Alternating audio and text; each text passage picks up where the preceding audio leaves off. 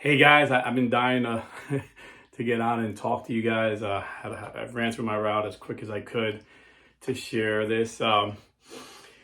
So our new pope is an American pope, and in America you could check people's political affiliations. And I'm going to report to you that Pope Leo XIV is a registered Republican and a pro-life warrior. Now, as soon as I heard he was from America, I started Googling to find the records, and it's kind of hard. Every state's a little easy. Some states it's easy to find people's voters' ID registration. Chicago was a little rough. But Charlie Kirk, of all people, did a little short video. And Charlie Kirk, who's no Catholic and actually kind of was attacking the papacy, like I think he debated a couple Catholics recently. He's an evangelical, he's a Christian brother, but he's not Catholic, and he doesn't understand why we have a pope. But he, out of all people, is the one that found it. And on one of his X posts, he shows how Pope Leo XIV voted in a ton of primaries, Republican primaries, and Illinois is not an open primary, so you have to be a Republican to vote in Republican primaries. Charlie Kirk also went on to say that Pope Leo XIV is a pro-life warrior. And Charlie Kirk himself is a pro-life warrior, so, it's coming from a good source. So I'm telling you this because I've been working all day. I haven't had a chance, but I can only imagine what those who hate the church, those who hate it and lied about Pope Francis, are saying about this Pope. I'm sure it's the same stuff. He's a liberal. He's, gay. He's a modernist. The same stuff. It's, Satan doesn't have anything new under, everything is just the same repeating lies. So you don't even got to tell me what they're saying. I could already guess what the usual suspects are saying. You tell me the guy's name and I'll tell you what he's saying. So prepare yourself to defend the Pope. Because I've already had Protestant friends of mine saying, I heard your new Pope is a liberal. And again, what most people think liberal and conservative is different than these people who say Pope Francis was a liberal and who are now, I'm sure, saying Pope Leo XIV is liberal. So before I get to that, I just want to say he picked a great name. Pope Leo XIII was a harsh critic of socialism and communism. That would make sense for a Republican. And for my Protestant friends, I can assure you, these are public statements that he's made, provable statements. He is pro-life. Like Charlie Kirk said, he is a pro-life warrior. Okay, so you could take that off the table as being a liberal.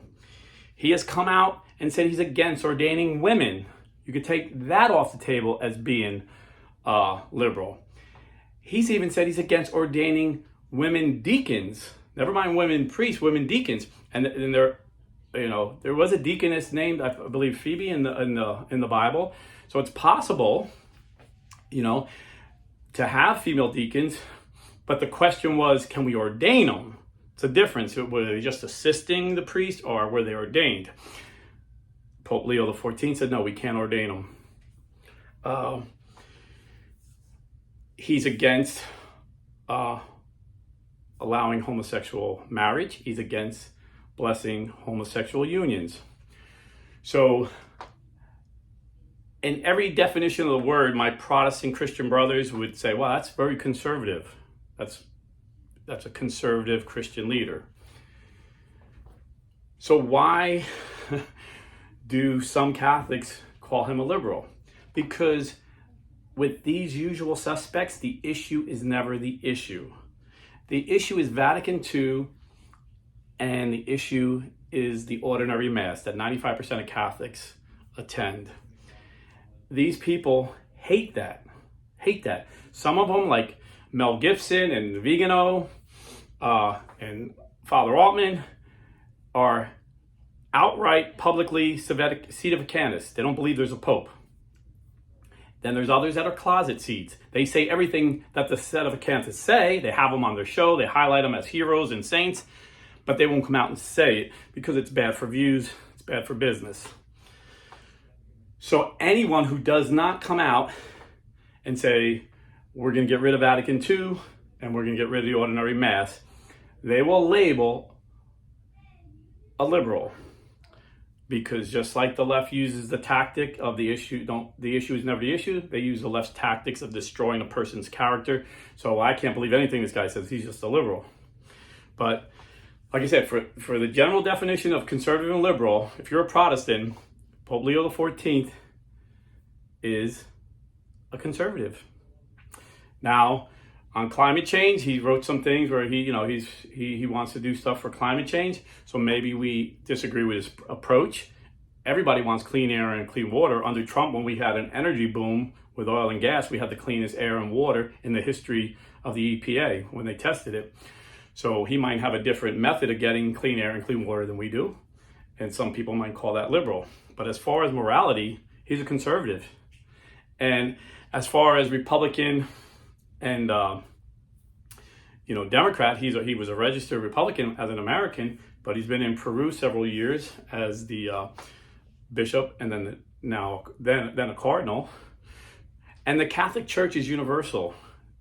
So at the level of bishop, he was already detached from American politics. And I know people say, oh no, he's not. They'll have all their conspiracy theories. But as a level of the Pope, he's the spiritual leader of 1.4 billion Catholics on 7 continents.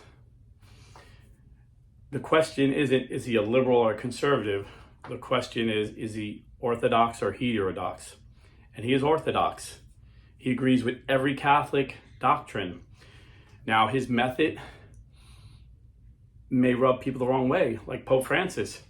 He believes in including people, even if they're sinners, and we include them, and that's how we lead them to repentance. Where a lot of these usual suspects who hate Vatican II and hate the ordinary Mass, they hate it because it's too inclusive. They want their private club with their private rules and speak their own language that no one else knows. So yeah, he reaches out. And one of the ways Pope Francis reached out was the synodal way, where he listened to us, our concerns. And we had a mini synodal way in our parish, and some people said we need more Bible studies, some people said we need more prayer groups, some people said we need more confession times.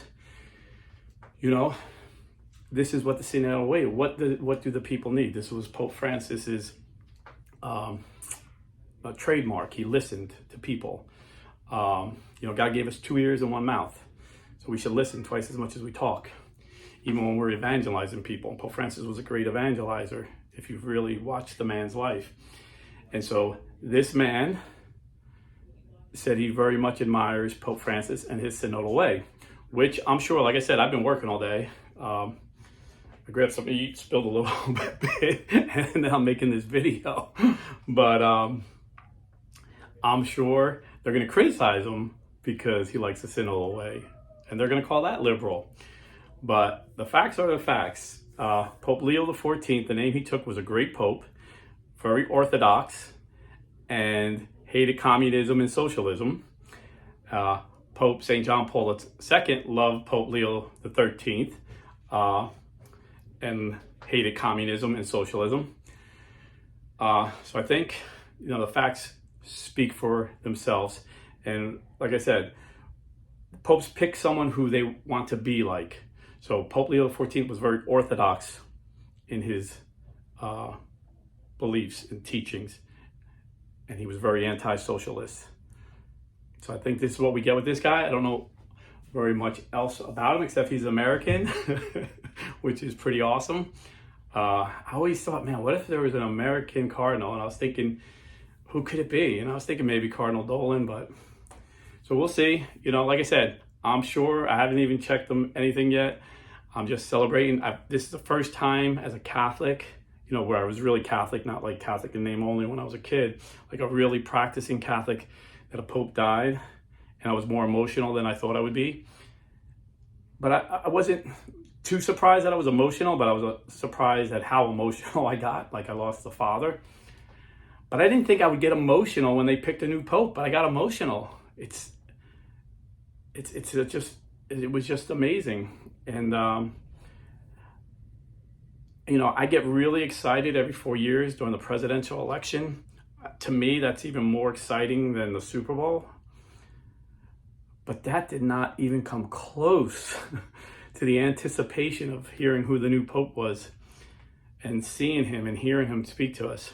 So, you know, just if you want to debate these guys, take these facts, but you know, sometimes it's better just to ignore the naysayers because they never change. They're always going to be miserable. They're always going to complain. They're going to be like whiny little baby boys, whiny little baby girls because they didn't get the Pope that they wanted, a Pope that would get rid of the ordinary Mass, the Pope that would reject Vatican II.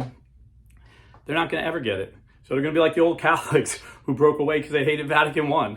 And it's been over 100 years and they're still whining and complaining about Vatican I. Just like the Protestants complaining about Trent. So God bless and stay Catholic, and God bless Pope Leo XIV.